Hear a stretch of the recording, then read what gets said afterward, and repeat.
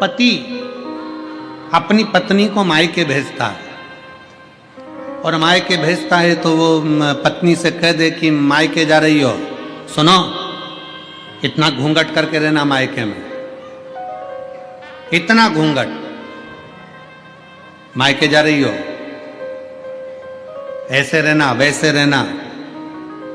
ईमानदारी से बोलो, मायके में बेटी इतना घूंघट करेगी क्या?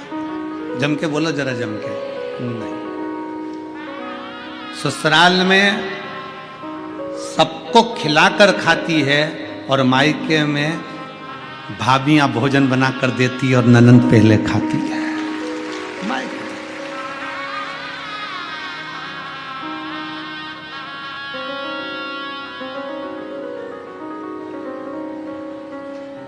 आज तक महाराज जी किसी कथा में हम भी नहीं नाचे, कभी नहीं नाचे, पर आपने गंगा जी की गोद में जब नौका विहार कराया है ठाकुर जी को, कल्लू जी को और विश्वनाथ जी की नगरी, हमको भी तुमने नचा दिया।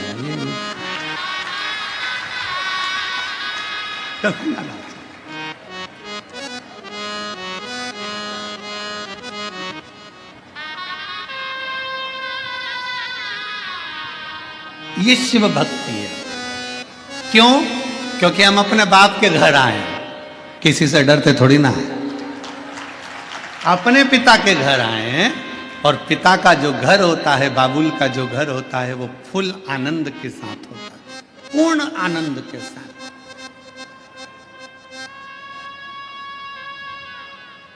अभी जाते जाते हमने गंगा जी के घाट पर मणिकर्णिका पे देखा, दो मुर्दे, दो अर्थियां बंदी बंदाई रखी थी, एक गंगा जी के जल से एक को स्नान वगैरह करा रहे थे, दो एक्स्ट्रा रखी हुई थी। बढ़िया कपड़े वपड़े ओढ़ के अर्थियां पड़ी हैं और मुर्दे आराम से सो रहे हैं। हमारे मन में आया, हमने तुरंत आशीष को बुलाकर इशारा कर कर कहा, देखो कितने बाप के घर में कितने चैन से सो रहा है, कितने चैन, इतनी चैन की नींद कहीं नहीं आ सकती। गंगा जी का किनारा, ठंडी हवा चल रही, पानी से गंगा मैया से स्नान कर कर आए, बैठे अलमस्त होकर, मेला ठेला थोड़ा सा घूमा और अपनी अलमस्ती में बैठ गए, आनंद किया, पाया, बैठे, श्रवण किया।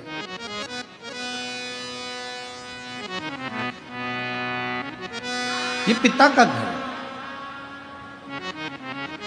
विश्वनाथ जी की कथा, बाबा विश्वनाथ हमको कहते हैं कि तुम अपने पिता के घर में हो, भरण पोषण की जवाबदारी सब उस शंभू की है, सारी जवाबदारी मेरे शंकर भगवान की, सारी।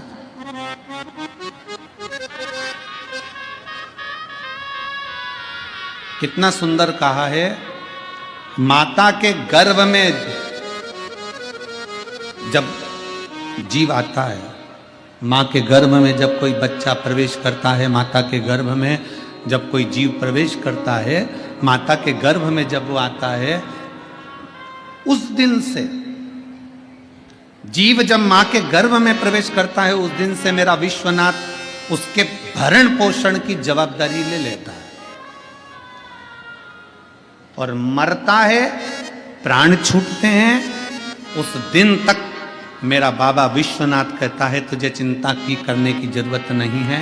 माता के गर्भ में भी पेट मैंने भरा है, तो मरने के बाद तक की जवाबदारी मेरी है कि तुझे पार भी मैं ही लगाऊंगा, मैं ही लगाऊंगा, कोई दूसरा नहीं लगाता। भारत की भूमि एक ऐसी भूमि है, सभ्यता की भूमि, संस्कृति की भूमि, संस्कारों की भूमि, सनातन धर्म की ये धरा भारत की भूमि एक ऐसी भूमि है जिस भारत की भूमि पर व्यक्ति कहीं पर भी मरे पर उसके नाम के आगे स्वर्गवासी लिखाता है। स्वर्गवासी कहीं पर भी मरे, क्योंकि भारत की भूमि पर मरने के लिए, भारत की भूमि पर मरने के लिए तो विदेशी भी तरसते हैं कि हमारे प्राण अगर छूटें तो भारत की भूमि पर छूटें। और भारत की भूमि में भी अगर कोई इच्छा रखता है कि मेरे प्राण कहीं छूटें तो वो गंगा का घाट हो, और काशी की पवित्र भूमि हो, वहां बोल बम का नारा है, सारी समस्या का हल। अंतिम बिंदु यहां सोच कर आता है कि मेरे प्राण छूटे तो विश्वनाथ की धरा पर छूटे, मेरे प्राण जाएं तो मां गंगा के घाट पर जाएं, मेरे प्राण जाएं। अरे सीधा सीधा चरित्र देखिए, शिव महापुराण का महत्तम उठाकर देखिए। बिंदुक की धर्म पत्नी चंचुला, बिंदुक प्रेत योनि में पड़ गया, बिंदु प्रेत योनि में पड़ने के बाद भटकता रहा चंचुला। कभी भगवान शंकर को नहीं मानती थी, कभी शिवालय नहीं गई, कभी शंकर का मंदिर नहीं गई, कभी शंकर की स्तुति नहीं करी, कभी शंकर भगवान को एक लोटा जल नहीं चढ़ाया, कभी उसने शंकर की आराधना नहीं करी, कभी शिव के धाम चंचुला देवी नहीं गई। पर गांव के लोग बैलगाड़ी तैयार कर कर गांव के लोग काशी जा रहे थे। चंचुला के मन में आया मेरे पति को मुक्ति नहीं मिली क्योंकि वो पानी में डूबकर मर गया।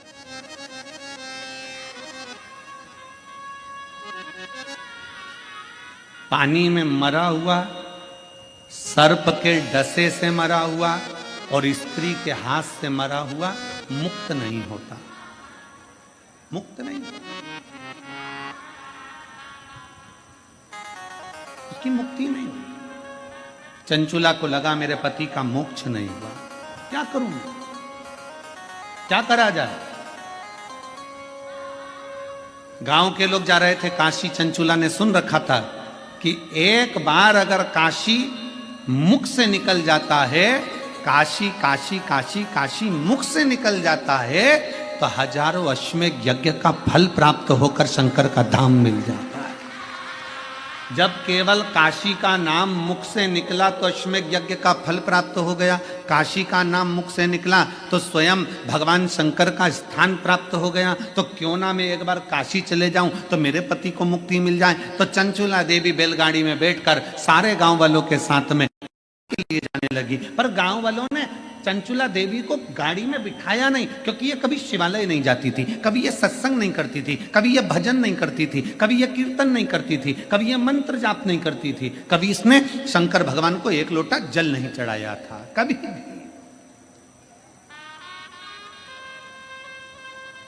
पर आपको कल की कथा में कहा था 25 किलो मिर्ची में 4-5 मिर्ची सड़ी निकल जाए, एडजस्ट करिए।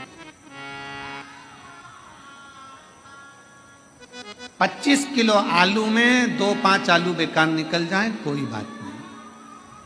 4-5 किलो टमाटर में 2-4 टमाटर बेकार निकल जाए, कोई बात नहीं, उनको स्वीकार करिए। उसी तरह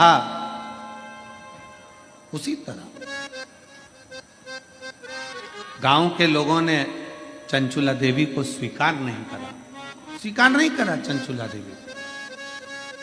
चंचुला ने विचार करा मैं कभी काशी तो गई नहीं हूं,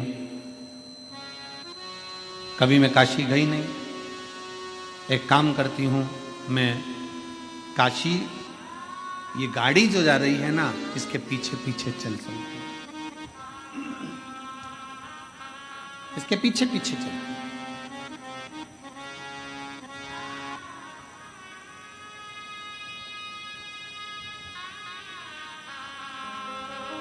भाव था चंचुला का, दिल से। कभी शिव को नहीं देखा था चंचुला ने, कभी शंकर का भजन नहीं करा था चंचुला ने, कभी शिव की स्तुति नहीं करी थी चंचुला ने।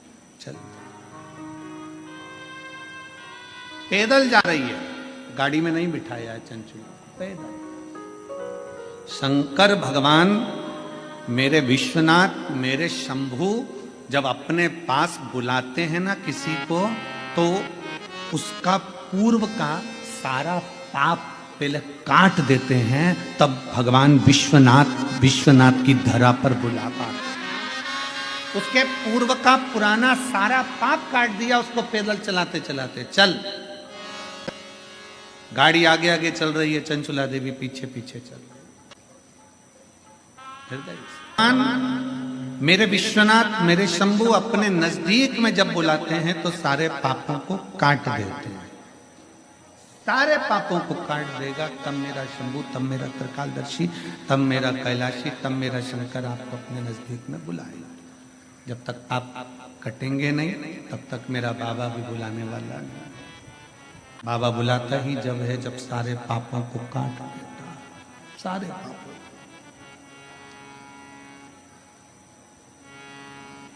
काशी से जाने के बाद घर पे जाके बड़े खुश होना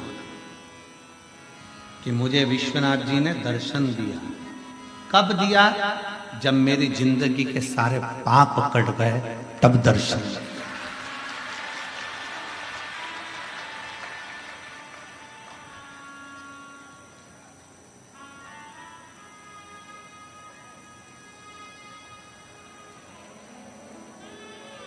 कौन है कोतवाल काशी के? जम के बोलो जरा। काल भैरव। जब ब्रह्मा जी का सिर काटने के लिए भगवान शंकर ने काल भैरव को प्रकट करा अपना अंश,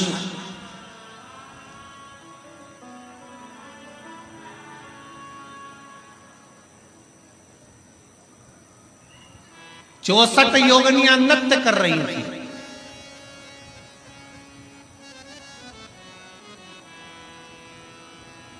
खप्पर भरने वाली मां कंकाली काली भी नृत्य कर रही थी। नृत्य।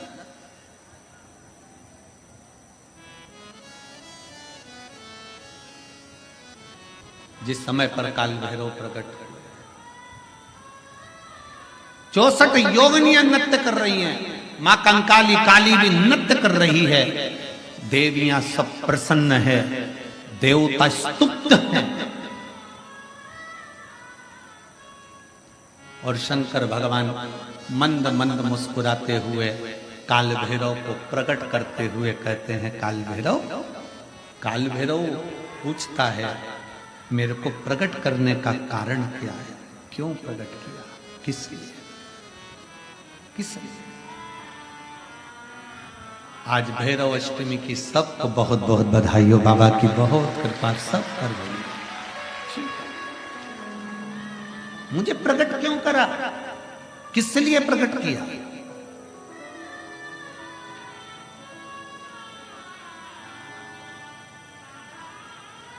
काशी वाले कहते हैं कि काल भैरव काशी के कोतवाल हैं, पर शिव महापुराण की कथा कहती है कि काल भैरव केवल काशी के कोतवाल नहीं, काल भैरव पूरी भारत की भूमि, पूरे विश्व के कोतवाल है।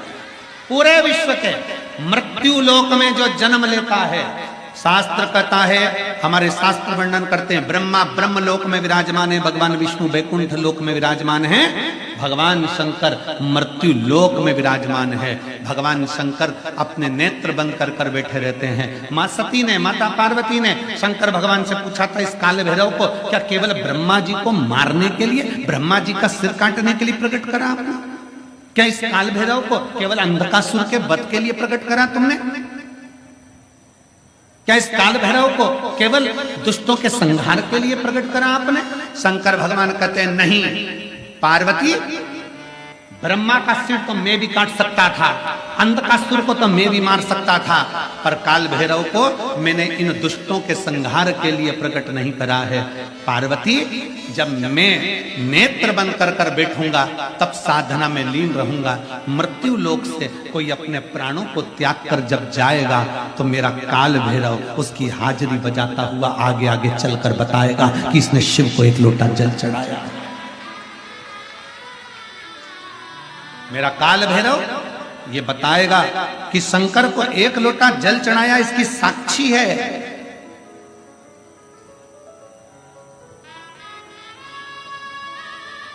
इसकी साक्षी है।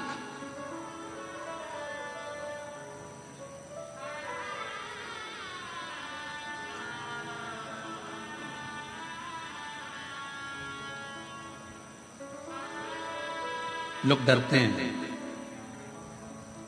काल भैरव भगवान से डरेंगे, शनि महाराज से डरेंगे, इससे डरेंगे, उससे डरेंगे।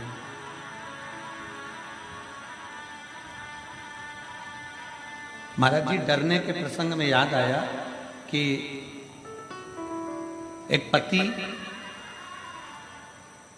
शनि महाराज जी से इतना डरता था, इतना डरता था, इतना डरता था कि शनिवार को लोहे का कोई सामान नहीं लाता, कोई भी सामान।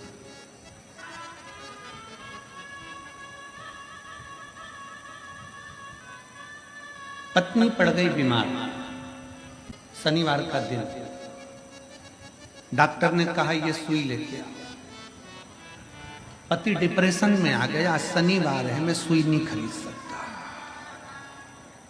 क्योंकि लोहे की। अब डॉक्टर के लेके आओ, नहीं गई। पत्नी तड़प रही है पर वो सुई लेने नहीं गए क्योंकि आज शनिवार है, मैं लोहा नहीं खरीद। कौन सा शास्त्र कहता है, कौन सा वेद कहता है, कौन सा पुराण कहता है कि हमारे देवता, शिव पुराण में स्पष्ट किया गया 33 कोटि देवी देवताओं का एक एक क्रम उठाकर देखिए, कोई भी देवी देवता आपको कभी दंड नहीं देता। देवी देवता तो आपको गले से लगाकर आशीर्वाद प्रदान करता है, कोई दंड नहीं। भय उत्पन्न कर दिया, आज के जमाने में भय उत्पन्न कर दिया।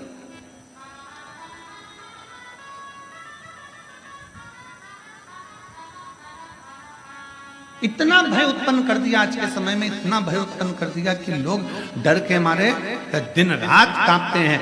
शनिवार है ये वाला कपड़ा नहीं लेना, मंगलवार है ये व्रत करना, बुधवार है ऐसा मत करना, गुरुवार है ये मत करना, ये है सोमवार है ये मत करना। शिव महापुराण की कथा कहती है रविवार, सोमवार, मंगलवार, बुधवार, गुरुवार, शुक्रवार, शनिवार, 7 बार में एक बार तुम्हारा परिवार, ये 8वां बार है। ये सारे के सारे बार मेरे शंकर भगवान के हैं। अलमस्त होकर जियो,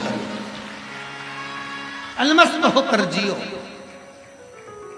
उसने कभी नहीं कहा कि रविवार को दुकान मत खोलना, कि सोमवार को मत खोलना, कि मंगलवार को मत खोलना, कि बुधवार को मत खोलना।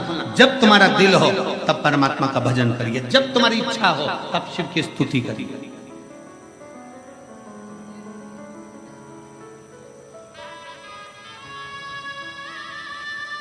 रामकृष्ण परमहंस जी से स्वामी विवेकानंद जी ने पूछ लिया था, गुरुदेव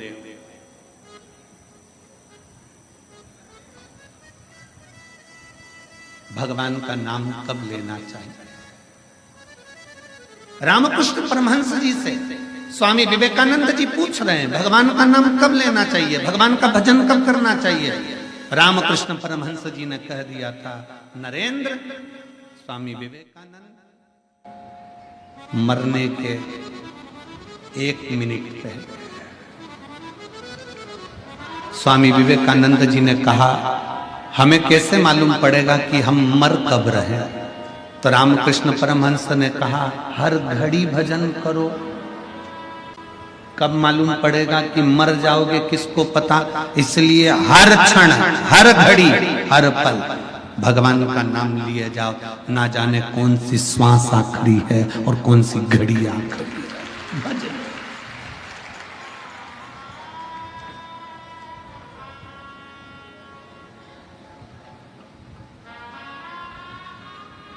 कौन सी घड़ी आखिरी है, कौन सी श्वास आखिरी है, कौन सा पल आखिरी है, ये किसको मालूम है? किस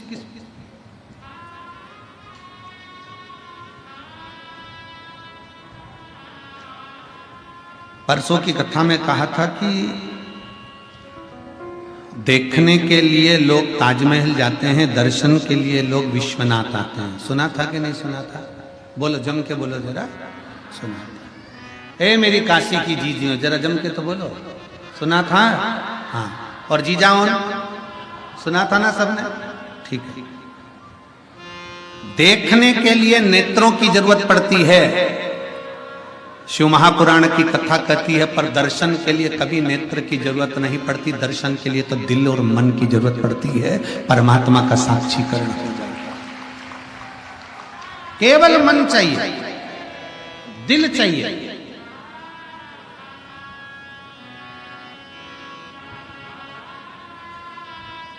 कपड़े देखना है ना तो नेत्र चाहिए, श्रृंगार देखना है तो नेत्र चाहिए, टीवी देखना है तो नेत्र चाहिए, पर यदि दर्शन करना है तो थोड़ी देर नेत्र बंद कर कर बैठ गए ना, अपने घर पर भी जितने लोग आस्था चैनल पर कथा सुन रहे हैं, जितने फेसबुक यूट्यूब पर कथा सुन रहे हैं, तुम्हारा मन कर जाए कि मुझे विश्वनाथ का दर्शन करना है और तुम यहां तक नहीं भी पहुंचे ना, बस नेत्र बंद करके कथा को सुनते सुनते इस दिल से, इस मन से थोड़ी देर विचार करना कि मैं काशी के रेलवे स्टेशन पर उतर गई हूँ और ऑटो में बैठकर मैं बाबा विश्वनाथ की पवित्र भूमि पर पहुंचकर कॉरिडोर में से प्रवेश कर कर मेरे विश्वनाथ का दर्शन करने के लिए अंदर पहुंच गई हूँ और मेरे विश्वनाथ को मैं एक लोटा जल चढ़ा रही हूँ। ये दिल वहां तक पहुंच जाएगा और शिव उसको स्वीकार करेगा।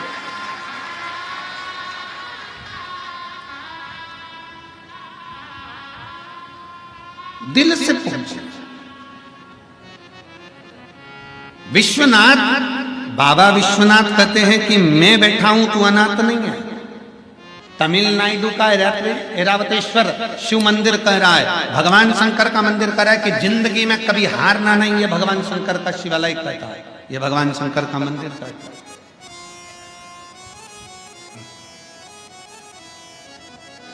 तमिलनाडु के कुंभकोणम में 3 किलोमीटर की दूरी पर ऐरावतेश्वर महादेव का एक मंदिर है, वो हमको जीतना सिखाता है। जीतना, हारना नहीं।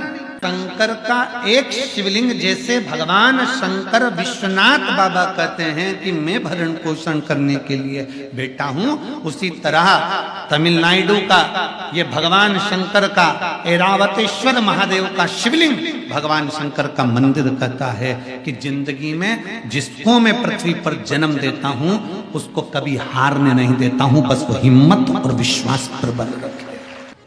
ऐरावतेश्वर महादेव की कथा कहती है, मंथन में ऐरावत हाथी निकला। मंथन में ऐरावत हाथी निकला और ऐरावत हाथी जब मंथन में निकला, निकलने के बाद उस हाथी को इंद्र को प्रदान कर दिया।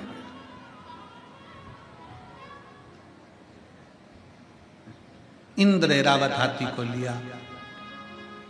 एक बार सची देवी को थोड़ा सा क्रोध आ गया।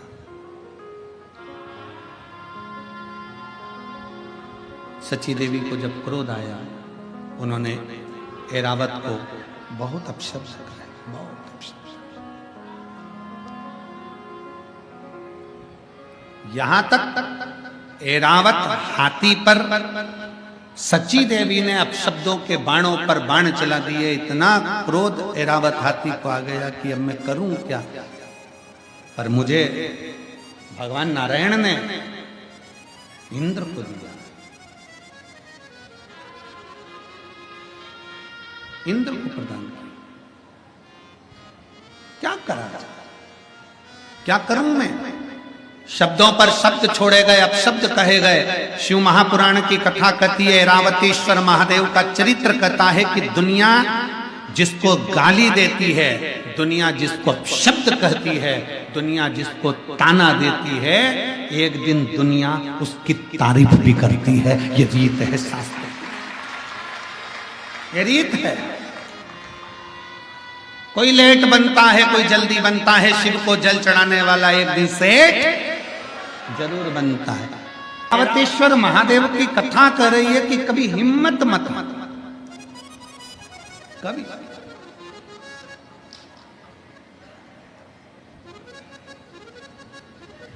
हाथी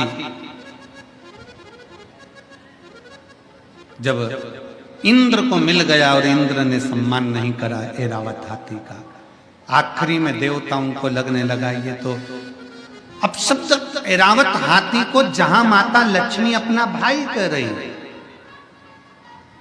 ऐरावत हाथी को जहां भगवान नारायण सम्मान दे रहे हैं, उस ऐरावत हाथी को इंद्रदेव और इंद्रदेव की धर्म पत्नी माता सची जानवर कहकर पुकार रही, पशु कहकर पुकार, पशु अपशब्द कहकर। और पशु कहकर जब पुकारा, ऐरावत हाथी को ठीक नहीं लगा। ऐरावत हाथी भगवान नारायण के पास आए, स्वामी मेरा अपमान किया जा रहा, अपशब्द कहे जा रहे।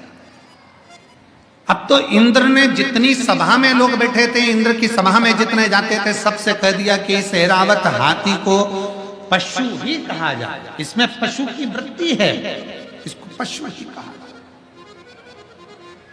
सब पशु कहने लगे, अपशब्द कहने लगे। दे ताना दे तो उससे देने से कौन सा फर्क पड़ता है, अपशब्द कहने से कौन सा फर्क पड़ता है।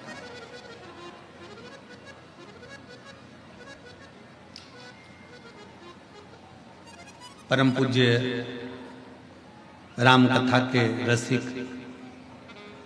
संत शिरोमणि श्री मोरारी बापू जी कहते हैं अपनी भाषा में, महाराज मोरारी बापू जी कहते हैं अपनी भाषा में, परम पूज्य मोरारी बापू जी अपनी भाषा में कहते हैं कि जब कोई निंदा करे, जब कोई अपशब्द कहे, जब कोई ताना दे, जब कोई गाली दे, तो भगवान के मंदिर में जाकर एक दिया अलग से लगाया करो कि अब तुम उन्नति की सीढ़ी पे चढ़ना प्रारंभ हो गए।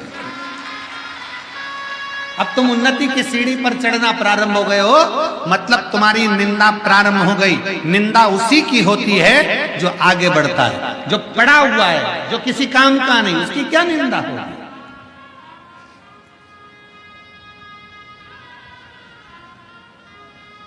रेल के जितने डब्बे होते हैं वो डब्बे काले होते नहीं, रेल में केवल इंजन ही काला होता है, क्योंकि इंजन खींच कर लेकर जाता है, जो आगे चलता है, जो आगे बढ़ता है। मुंडा उसी को काला करना पड़ता है, अब शब्द उसी को सुनना पड़ता है जो आगे बढ़ रहा है। बहुत आगे बढ़ने वाले को ध्यान रखना चाहिए, बहुत ध्यान रखना चाहिए। राम कथा करवाना सरल है, श्रीमद् भागवत कथा करवाना सरल है। क्यों? क्योंकि राम कथा के यजमान स्वयं काशी नरेश थे। श्रीमद् भागवत के यजमान स्वयं राजा परीक्षित थे। विष्णु पुराण, मत्स्य पुराण, नर्मदा पुराण, जितनी पुराण हैं, सारी पुराण के यजमानों के नाम है, पर शिव महापुराण का यजमान कोई नहीं बन पाया। शिव महापुराण का यजमान तो केवल शंकर को ही बनना पड़ा। शंकर भगवान शिव महापुराण के यजमान बने, ईश्वर जी और गोरा जी बनकर। माता पार्वती जी 16 दिन तैयार हुई हैं शिव महापुराण के यजमान बनने के लिए। इसलिए आज भी नारियों में 16 श्रृंगार होते हैं। भगवान शंकर 16 दिन तैयार हुए हैं शिव महापुराण के यजमान बनने के लिए, इसलिए सनातन धर्म में 16 संस्कार होते हैं। भगवान 16 दिन तक तैयार हुए, तब ईश्वर जी गोरा जी बने, तब गणा और गौर बने। देवऋषि नारद देखकर थकित रह गए शंकर भगवान का स्वरूप, कि शंकर भगवान जब शादी करने गए तो दूल्हे नहीं बने, शंकर भगवान जब विवाह करने गए तो सुंदर नहीं सजे, जब शंकर भगवान के घर में बच्चे हुए तब सुंदर नहीं सजे, और शंकर भगवान जब कथा सुनने के लिए जा रहे हैं, उस चंचुला देवी के पति को मोक्ष देने के लिए जा रहे हैं, तो ईश्वर जी और गोरा जी बनकर, गणा और गौर बनकर जा रहे हैं, ईश्वर जी और गोरा जी बनकर जा रहे हैं। आज भी भारत की भूमि पर गणगौर की पूजन होती है। राजस्थान में गणागौर की लोग पूजन करते हैं, ईश्वर जी गोरा जी का पूजन करते हैं 16 दिन तक, क्योंकि शंकर पार्वती जी शिव महापुराण के यजमान बनकर पहुंचे हैं। तुम रूका जी कथा कर रहे हैं, शंकर पार्वती सामने बैठकर कथा सुन रहे हैं। शिव पार्वती सारी कथाओं के यजमान हो सकते हैं, पर शिव महापुराण का यजमान कोई नहीं, शंकर पार्वती के सिवा कोई नहीं हो सकता। इसलिए जितने यजमान की लिस्ट है यहाँ, ये यजमान अपने नाम को याद रखना कि तुम्हारा नाम केवल यही है, पर कथा करवाने वाले तो शंकर विश्वनाथ बाबा और मां अन्नपूर्णा माता पार्वती ही है। आप और हम तो केवल यजमान पद पर बैठे हैं शिव पार्वती के रूप में, पर कराने वाला मेरा विश्वनाथ, करने वाला मेरा विश्वनाथ। जैसे सतबा बाबा जी कहते हैं कि कना कौन रहा है? विश्वनाथ। कर कौन रहा है? विश्वनाथ। खिला कौन रहा है? विश्वनाथ। सब कुछ विश्वनाथ कर रहे हैं। महाराज जी अपन कुछ नहीं, हम तो बैठे करा वो रहा। सबके यजमान हो सकते हैं, पर शिव पुराण का कोई यजमान नहीं बन पाता। जगह प्रश्न कर लिया किसी ने राजस्थान में कोटा में कथा थी, वहाँ के विधायक महोदय शर्मा जी ने कथा कराई थी। अब तो वो विधानसभा अध्यक्ष हैं राजस्थान के। उन्होंने, उनकी धर्मपत्नी ने प्रश्न किया कि गुरुदेव, शंकर पार्वती जी ईश्वर जी और गोरा जी बनकर, गणा और गोर बनकर कथा में गए थे, अपने असली स्वरूप में शंकर पार्वती के रूप में कथा सुनने क्यों नहीं बैठे? हमने उनसे कहा, जी अगर गले में सांप डालकर, कानों में बिच्छू पहनकर शंकर जी बैठ जाते कथा सुनने के लिए, तो कथा कहने वाला कथा नहीं कर पाता, कथा नहीं कर पाता। इनमें कई माताएं ऐसी बैठी हैं जो हमसे कई बार कहती हैं, गुरुजी हमें शंकर जी का दर्शन कब होगा? हमने कहा नी हो तो अच्छा, नी हो तो अच्छा।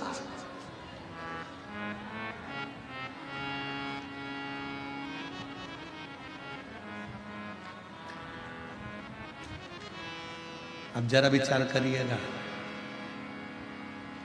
काल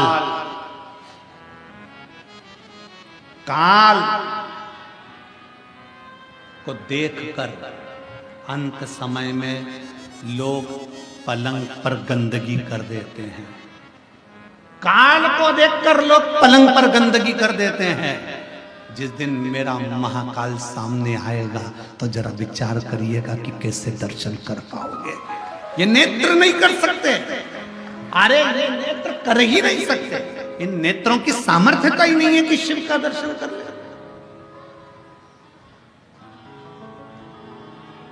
आप भगवान शंकर से ही मत कहो कि मुझे दर्शन दो, शंकर भगवान से ये कहो। आना मना नहीं है, आप हमारे यहां जरूर आना, पर बाबा रूप धर विश्वनाथ बन के आओ, मना नहीं, पर रूप रखकर, आपका असली स्वरूप हमारे सामने हो जाएगा ना बाबा। आपका असली स्वरूप हमारे सम्मुख में होगा। गले में सर्प पड़ा है, मस्तक चंदा चढ़ा हुआ है, त्रिपुंड लगा हुआ है, कानों में बिच्छू पड़े हैं, भयंकर बाबा आपका स्वरूप इन नेत्रों से देख ही नहीं सकता कोई साधारण व्यक्ति। किसकी सामर्थ्यता है, किसकी सामर्थ्यता?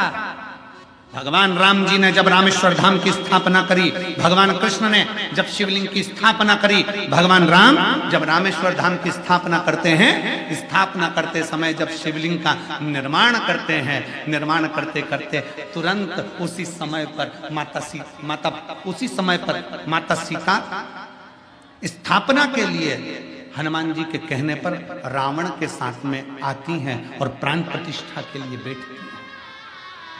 तो माता सीता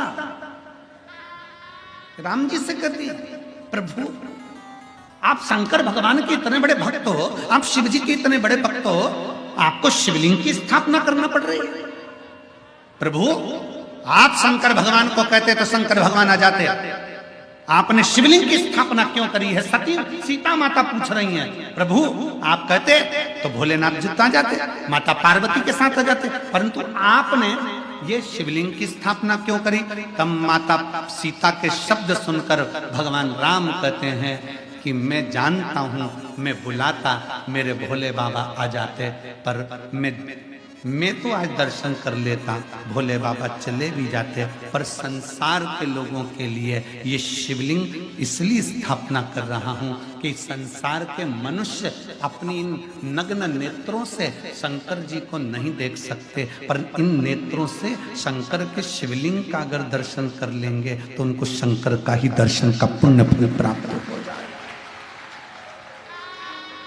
कई लोग कहते हैं विश्वनाथ की धरा मेरे भोले बाबा की धरा है, तो भोलेनाथ यहाँ विराजते क्यों नहीं है? शिव महापुराण की कथा कहती है संसार का मनुष्य अपने नेत्रों से शिव का दर्शन नहीं कर सकता। उसको दर्शन करने के लिए कौटि कौटि ना जाने कितने कितने जन्म लेना पड़ेंगे, और जन्म लेने के बाद भी शंकर का दर्शन नहीं कर सकता, क्योंकि वो शिव को पहचान नहीं सकता। इसलिए भगवान शंकर एक लिंग के स्वरूप में विराजमान रहते हैं। ये 12 ज्योतिर्लिंग क्यों कहते हैं? ज्योतिर्लिंग का मतलब है कि वहां ज्योति है, वहां बल है, वहां अग्नि है, वहां का केवल दर्शन मात्र ही जीव के पापों को नष्ट कर देता है।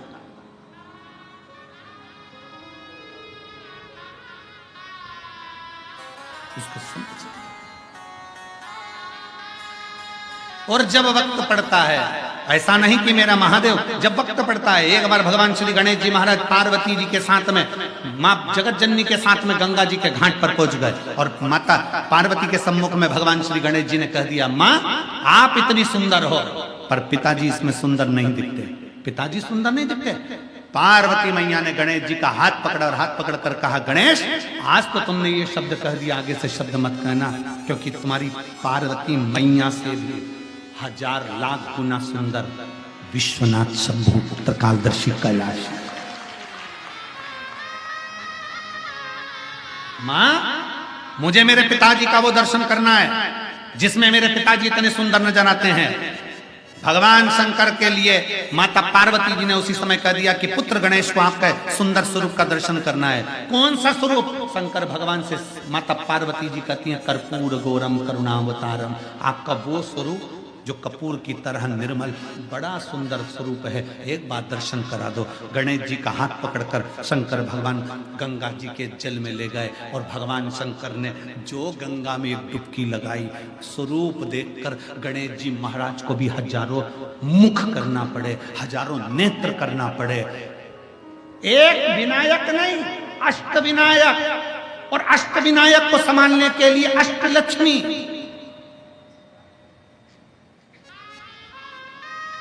और केवल अष्टलक्ष्मी नहीं, अष्ट सिद्धि, नवनिधि, सब कुछ एकत्रित हो गए।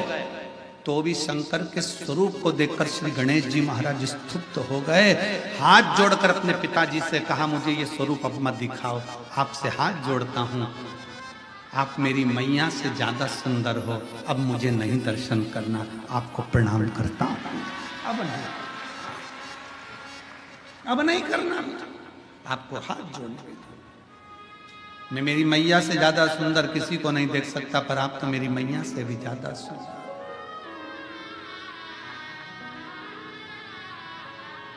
कितने सुंदर, कितने, उनकी सुंदरता का क्या वर्णन, क्या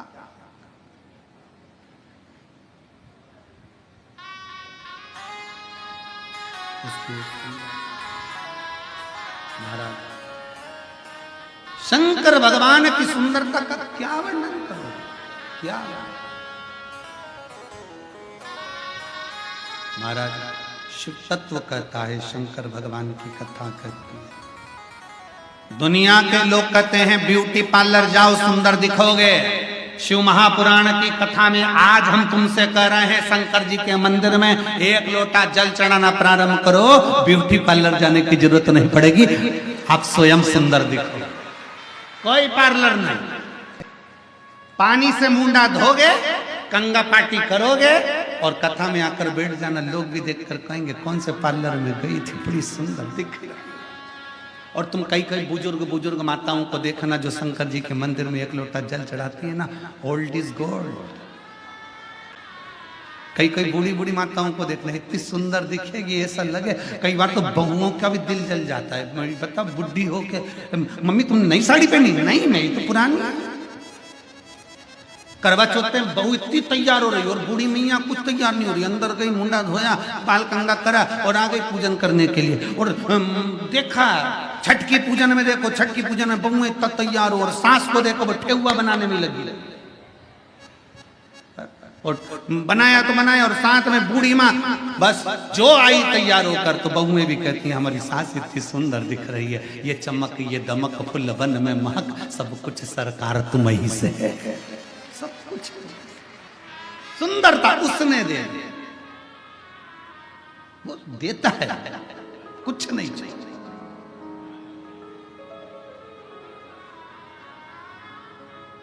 ये संत साधु सन्यासी तपस्वी साधक उपासक बाबा ये जितने होते हैं ना, इनको देखना, इनके भजन का बल इतना प्रबल होता है कि इनके चेहरे की चमक बढ़ती चली जाती है बिना क्रीम के। और फिर निवेदन है, क्रीम की चमक 2-4 साल की होती है और अच्छे कर्म की चमक मरते दम तक होती है। मरते ऐरावतेश्वर महादेव की कथा कर रही है। ऐरावत हाथी हार गया, अंत में विचार करा, भगवान नारायण के पास पहुंचा, प्रभु मुझे अपशब्द कहे जा रहे हैं, मुझे ताने दिए जा रहे हैं, मुझे गाली दी जा रही है, मुझे आड़ा टेढ़ा कहा जा रहा है, क्यों डरता है, क्यों चिंता करता है, क्या चिंता कर, क्यों सोच। नारायण ने कहा, ऐरावत हाथी से बस इतना याद रख, तू भजन कर, मना नहीं, स्मरण कर, कोई ताना दे, गाली दे, अपशब्द कहे, कहने दे, पर अपने भीतर अहम मत आने दे।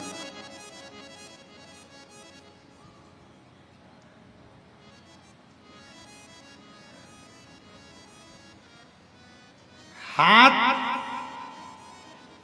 ठंड में काम करना बंद कर देते और दिमाग घमंड में काम करना बंद कर देता है।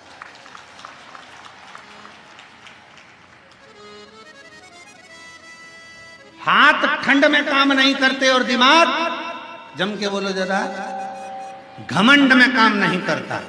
इसलिए मेरे नारायण भगवान ऐरावत हाथी से कहते हैं कि जिंदगी में तुझे ये घमंड ना आना चाहिए कि तू समुद्र से प्रकट हुआ है, तेरे पास सारी सिद्धियां हैं, तेरे पास सारा बल है, तेरे पास सारा वैभव है, तो उसी वैभव के बल पर तो कहीं विवाद नहीं कर रहा। ठंड में हाथ काम नहीं करते और घमंड में दिमाग काम नहीं करते। जब व्यक्ति को घमंड आ जाता है, अहंकार आ जाता है, बहुत बहुत अभिमान, बहुत।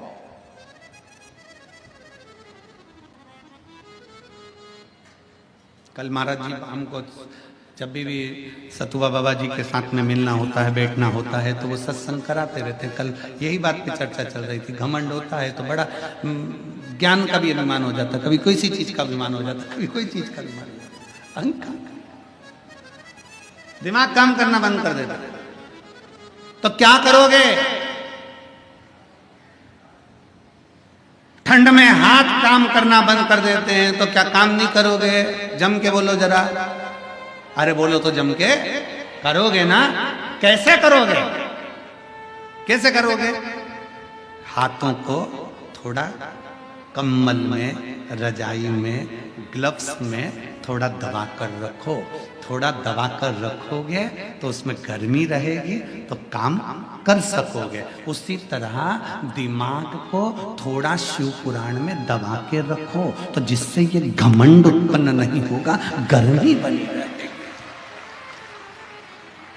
शिव महापुराण की कथा, भगवान शंकर की कथा, शिव तत्व की कथा ये हमको सिखाती है। अभिमत्ता से दूर हो जाओ। अहंकार में तीन गए, धन वैभव और वंश, ना मानो तो देख लो रावण को रव और कंस। ये तीन अभिमत्ता में चले गए। जहां अहंकार आ गया, जहां घमंड आ गया, वहां चले गए।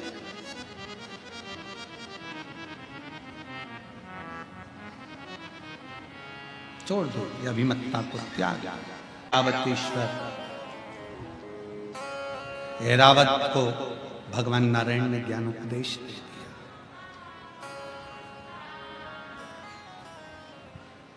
घमंड ना कर, अहंकार दूर कर दे। नकली का दिखावा शिव की प्रियता नहीं, नकली का। कितना सुंदर कहा है, लिंग पुराण में एक शब्द मिलता है बड़ा सुंदर सा, त्रिपुंड।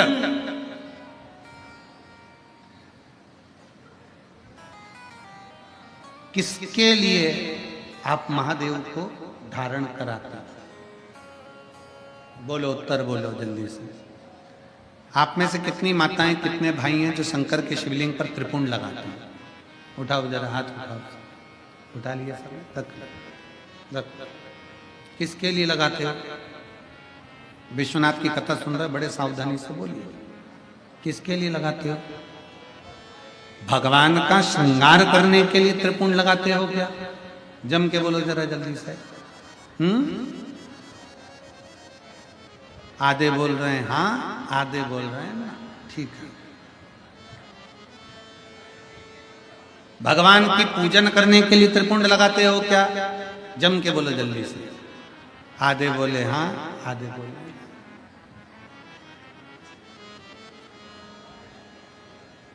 त्रिपुंड किसके लिए लगाया जाता है?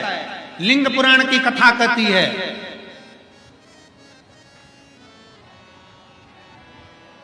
त्रिपुंड किसके लिए लगाया जाता है? शिव महापुराण वर्णन करती है, जब हम भगवान शंकर को त्रिपुंड लगाते हैं, जब हम शिव को त्रिपुंड का एक छोटा सा चंदन, लाल चंदन, पीला चंदन, भस्म आदि कोई भी चंदन हम शंकर को त्रिपुंड लगाते हैं, वो शंकर भगवान के श्रृंगार के लिए नहीं, हम शंकर को जब त्रिपुंड लगाते हैं तो हम अपने लिए, आत्म कल्याण के लिए, हमें इस संसार सागर से मुक्त होने के लिए, स्वयं की रक्षा के लिए शिव के लिंग पर त्रिपुंड, शिवलिंग पर त्रिपुंड लगाया, स्वतः के लिए।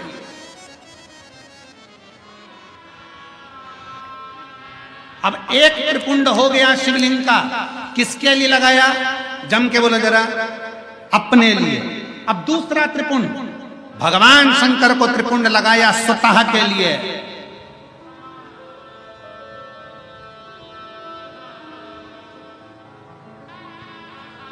लिंगायत शिव संप्रदाय,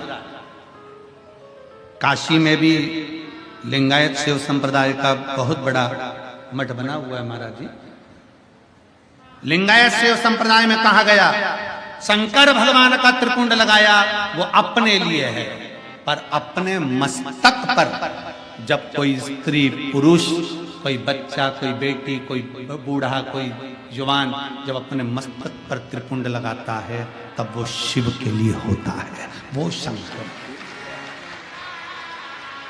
श्वास शिव है, जब श्वास निकल गई तब शव है। इसलिए शिव महापुराण की कथा कहती है, श्वास चले तब तक त्रिपुंड भी धारण करना चाहिए। त्रिपुंड, जो त्रिपुंड तुमने लगाया मस्तक पर, वो मेरे शंकर को लग गया, क्योंकि कंकर कंकर में शंकर है। उसी तरह पूरे तलातल रसातल में, इस संसार सागर में, इस भूमि पर, मृत्यु लोक में जितने मनुष्य निवास करते हैं, इस भूमंडल पर जितने जीव निवास करते हैं, वो सारे जीवों में शंकर समाया हुआ है। हम लगाए, हमने हमारे शिव को लगा लिया। शिव को लगाया गया त्रिपुंड हमारे कल्याण के लिए, और हमारे मस्तक पर लगाया गया त्रिपुंड हमारे शिव की प्राप्ति का केंद्र बिंदु है। एरावत, एरावत, तुम भगवान की स्तुति करो। ये सब मुझे पशु कह रहे हैं, जानवर कह रहे हैं, अपशब्द कह रहे हैं, इनके लिए मैं क्या करूं? अभी आपको कहा कि परम पूज्य मुरारी बापू जी अपने शब्द में कहते हैं कि जितनी निंदा, जितना अपशब्द सुनने को मिले, समझ लेना कि आप उन्नति की ओर बढ़ रहे। एरावत के पास में सारी सिद्धियां थी, एरावत के पास में सारा बल था, सारी सिद्धियां थी, निकल कर जा रहा था। क्रोध आ गया इंद्र को, क्रोध। इंद्र ने श्राप दे दिया ऐरावत हाथी को।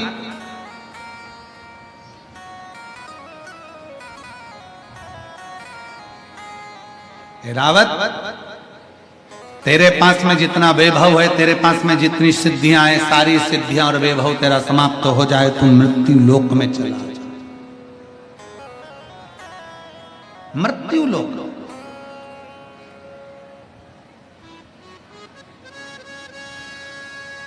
ऐरावत मृत्यु लोक में आया, सारी सिद्धियों के बीच ब्रह्मलोक ब्रह्मा जी का, वैकुंठ लोक भगवान विष्णु का, मृत्यु लोक किसका है? जम के बोलो जरा, मेरे देव अधिदेव महादेव। अब उसमें क्या सोचना? कई लोग हमसे कहते हैं गुरुजी कि पहले सतयुग कितना अच्छा था, त्रेता युग कितना अच्छा था, द्वापर युग, साउंड सेट करो, द्वापर युग कितना अच्छा था, और अब ये कलयुग। हम कहते हैं इसके बराबर कोई युग है क्या? इसके बराबर कोई युग है? पहले यज्ञ करना पड़ता था, अनुष्ठान करना पड़ता था, दान पुण्य करना पड़ता था। कलयुग में तो कलयुग केवल नाम, केवल नाम जपिए। और कितनी विद्वत्ता मेरे तुलसी बाबा में होगी, कितनी विद्वत्ता मेरे तुलसी बाबा में है कि मेरे दादा तुलसी बाबा कहते हैं कलयुग केवल नाम आधारा। उन्होंने ये नहीं लिखा कि कलयुग केवल राम आधारा, क्योंकि उस पर भी विवाद खड़ा हो जाता। आज के लोग जरा जरा सी बात में विवाद खड़ा कर देते हैं।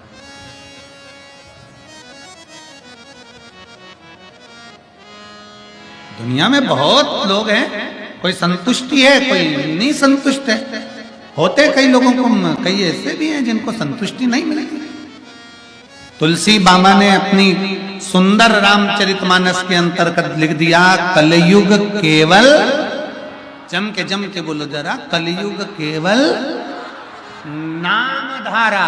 राम नहीं लिखा क्योंकि उनको मालूम था कलयुग आएगा, सारे अलग अलग पंथ में बढ़ जाएंगे। कोई शंकर को भजेगा, कोई राम को भजेगा, कोई कृष्ण को भजेगा, कोई दुर्गा को भजेगा, कोई दत्त को भजेगा, कोई किसी को भजेगा, कोई किसी को भजेगा। इसलिए तुलसी बाबा ने लिख दिया, मेरे तुलसी बाबा लिख देते हैं कि कलयुग केवल नाम आधारा। तुम्हारी मर्जी पड़े उसको भजो, पर भजो तो उसी से पार उतर जाओ। तुम्हारा मन पड़े उसकी भक्ति करो, तुम्हारा मन पड़े वो भजो। तुलसी बाबा कहते हैं तुम्हारा दिल कर जाए वो भजना प्रारंभ कर दो, नाम जप करो, नाम जप।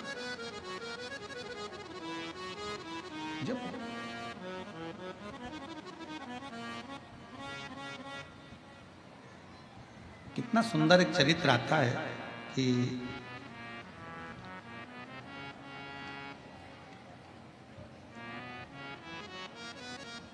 तुलसी बाबा जी की कुटिया में 3-4 चोर घुस गए।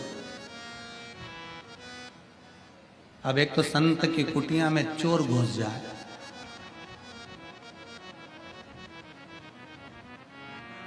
तो ईमानदारी से बोलना,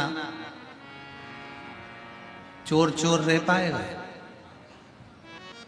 आधा घंटा भी अगर किसी सच्चे संत का, सदगुरु का सानिध्य किसी दुनिया के अच्छे अच्छे चोटे को भी मिल जाए ना, तो वो संत अपने रंग में रंगी देकर संत ही बना देता है।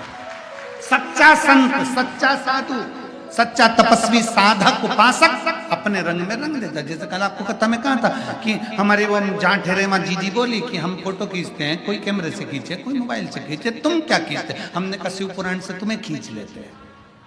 खींच तो रहे ना, शिव तत्व पूजा।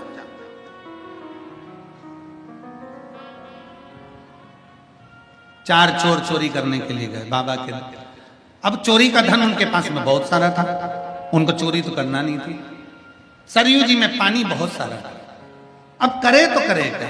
उन्होंने कहा, तुलसी बाबा के पास में पहुंचे और उनसे कहा, तुम नदी के तट पर रहते हो, तुम्हें तैरना आता होगा। तुलसी बाबा बोले, नहीं मुझे तैरना नहीं आता। तुम्हें तैरना नहीं आता? नहीं मुझे तैरना। तुम्हें तैरना नहीं आता, तुम नदी के तट पर रहते हो। बाबा बोले, तैरना तो आता है, पर बात इतनी सी है कि सरयू मैया उफान पर पड़ी हुई है, मैं बूढ़ा आदमी, मैं कहाँ तैरूंगा? तुम बताओ ईमानदारी से। नहीं, तुम्हें तैरना आता है, हमारे पास चोरी का सामान है, हम चोटते, ये सामान लेकर जाना है हमको उस पार, चलो छोड़ के आओ। तुलसी बाबा के मैं तुम्हारे हाथ जोड़ूं, मुझे बुढ़ापे में कहाँ ठंडे पानी में डाल दो, कहाँ ठंडे पानी।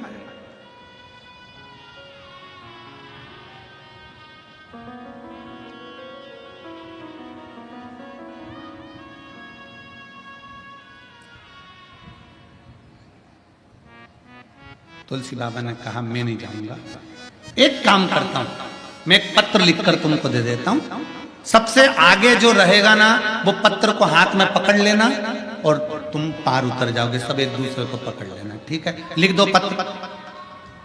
चोर के हाथ में पत्र दे दिया बाबा ने लिखकर, पत्र आगे वाले ने पकड़ा, सबने एक दूसरे को पकड़ा, चोरी का सामान पीछे, और सब सरयू जी से पार उतर गए। दूसरा चोर बोला, रे आखिर ये बुढ़े बाबा ने पत्र में ऐसा लिखा क्या था कि ना हाथ हिलाया ना पांव हिलाया और अपन सरयू जी के पार उतर गए? जरा पढ़ तो जरा। जो पत्र खोला तो पत्र में लिखा था राम। क्या लिखा था? पत्र में लिखा था राम। चोरों ने विचार करा, बूढ़े ने अपन को बेवकूफ बना दिया। वापिस उनने पत्र पकड़ा, सबने हाथ पकड़े, वापिस तुलसी बाबा के पास पहुंच गए। ओ बाबा, ऐसा राम तो हम भी लिख लेते और हम भी पार हो जाते, इसमें कौन सा बड़ा बात है। तुलसी बाबा कहे, भैया तुम वापिस लौट कर आए हो, मैं तो यही चाहता हूं कि दुनिया का हर व्यक्ति दिल पे राम लिख ले और भवसागर से पार उतर। रावत को लगा, श्राप दे दिया स्वयं इंद्र ने, तुम अपनी सत्ता से, अपने राजसी ठाट से, अपनी सिद्धियों से विहीन हो जाओ। एरावत भूमि पर आ गए। करूं क्या, मैं कहाँ जाऊं। एरावत रोता हुआ सबसे पहले कहाँ जाए, तो सीधे कैलाश पर पहुंच गया। शंकर भगवान मौन होकर बैठे थे। एरावत किससे बात करे, नंदी से मिल गया। नंदी ने पूछा, तुम कौन। मैं हाथी, गज, एरावत हाथी, इंद्र का हाथी। इंद्र का हाथी एरावत। अच्छा, कैसे आना हुआ। मुझे श्राप लगा है, मैं यहाँ नीचे आ गया हूँ, पर मेरी राज सत्ता सब विहीन हो गई, मेरी श्री चली गई, मेरी सिद्धियां चली गई। ये सारी सिद्धियां मुझे फिर कैसे मिल गई। मैं कष्ट में हूं, बहुत दुखी हूं, मैं हार चुका हूं, कैसे। जाओ, शंकर भगवान की निज भूमि, जहां शिव अकेले नहीं रहते, अपने पूरे परिवार और गणों के साथ रहते हैं। कैलाश पर शंकर भगवान माता पार्वती के साथ में हैं। कैलाश पर भगवान शंकर भगवान गणेश जी के साथ में हैं। कैलाश पर भगवान शंकर षडानंद कार्तिकेय के साथ हैं। कैलाश पर भगवान शंकर अपने गणों के साथ में हैं। पर भगवान नंदी जी कहते हैं, भगवान शंकर की एक निज भूमि है काशी, जिस काशी में शंकर भगवान नेत्र बंद कर कर नहीं रहते, वहां तो अपने गणों के बीच अपने भक्तों के दुख हरने के लिए बैठे रहते हैं। तो वहां काशी मेरा बताया, काशी में भ्रमण करा।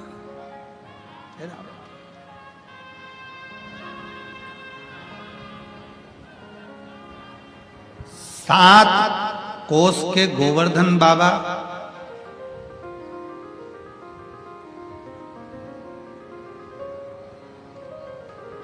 उनकी भी परिक्रमा, फिर कांतानाथ जी की परिक्रमा, फिर मेरे काशी विश्वनाथ जिस मां गंगा के तट पर बैठे हैं, उस पवित्र घाट पर ऐरावत हाथी ने आकर पंचकोसी यात्रा करना प्रारंभ करी। मेरे विश्वनाथ की पंचकोसी परिक्रमा करा ऐरावत। भगवान शंकर का कोई एक सिद्ध आनंदमय भक्त नंदी फिर प्राप्त हो गया। दौड़ता हुआ गया, नंदी से पूछा मैं कहाँ जाऊं। नंदी ने कहा तुझे कहीं जाने की जरूरत नहीं है, किसी एकांत में अपनी सूंड से रेत को तैयार कर कर एक शिवलिंग का निर्माण कर और उस पर केवल जल समर्पित कर, मेरा भोले बाबा तुझे दर्शन देने आएगा। उसी समय हाथी चला गया। ऐरावत हाथी तमिलनाडु की उस पवित्र भूमि पर पहुंच गया, जहां पर रेत से शिवलिंग बनाकर जल समर्पित करता। बाबा इतने प्रसन्न हो गए कि मेरे शंकर वहां प्रकट होकर कहते हैं, ऐरावत मांग तुझे क्या चाहिए। ऐरावत कहता है मैं हार चुका हूं, हार चुका हूं, मैं नष्ट हो चुका हूं, मेरे पास कुछ नहीं है। शंकर भगवान ने कहा मुझ पर जल चढ़ाने वाला कभी नष्ट नहीं होता, कभी खाली नहीं होता, तू क्यों चिंता करता है। ऐरावत जा,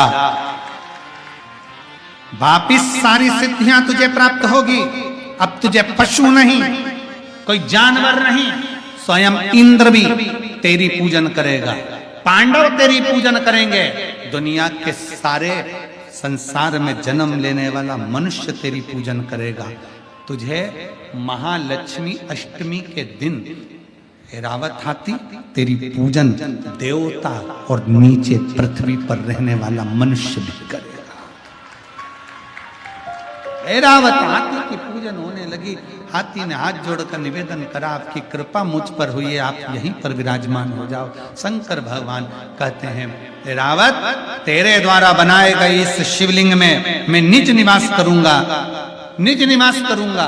और तूने जो गर्जना करिए अपनी सूंड से, इस मंदिर की झनकार तेरी सूंड से रहे।